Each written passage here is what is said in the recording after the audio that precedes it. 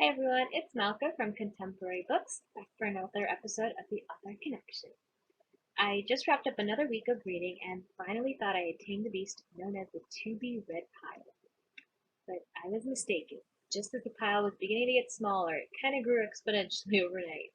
I don't even know how that happens. But am I complaining about having too much to read? Of course not. I'm bragging. On this episode, I'm really excited to talk about one of the many books I read last week. I always say that the mark of a good book is when you can't seem to forget about it long after you've finished it. That book for me is Stone Angels by Michael Hartigan. This book is a lyrical and thoroughly engrossing story of Augustine Shaw.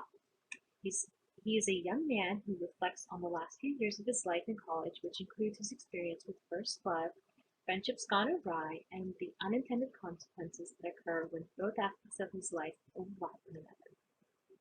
The story opens up with Augustine, who goes by the nickname Shaw, on the road back from a drunken getaway with three of his college friends. They are all about to graduate, and Shaw is about to be catapulted into adulthood. In the dead of the night, with his car nearly out of gas, he stops to refuel at a gas station, and it is there on the wall he finds written, "Honesty and frankness make you vulnerable. Be honest and frank and and so begins his journey towards self-redemption and forgiveness. He utilizes the long, solitary journey on the road back home to reflect on the last few years of his life that no doubt will shape the person he's about to become.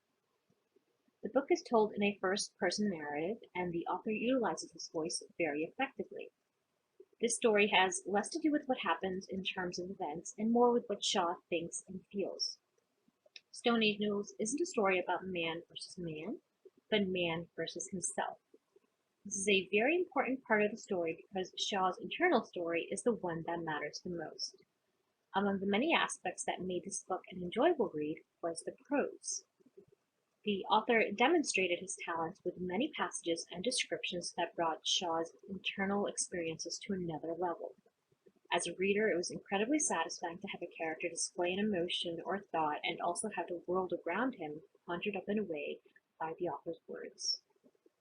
This gave a book a sense of literary cohesion. Another great aspect of this book were all the cast of characters. All the people that surrounded Shaw were effortlessly conjured up, helping to weave Shaw's story together. It was easy reading through the book and feeling like you were there for every drunken brawl or intimate conversation Shaw had with another character. Lily, who's a major character in the book and at the center of Shaw's story, isn't actively present in a lot of scenes, but she's very much present in Shaw's actions and thoughts.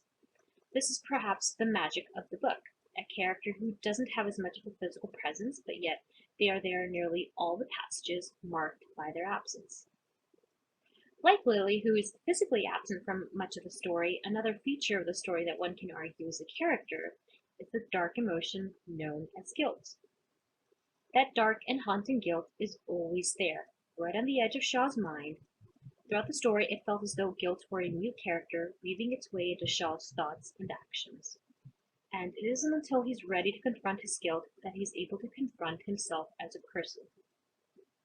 Though this story is a very dark and dense story, it's a gripping tale that was hard to walk away from.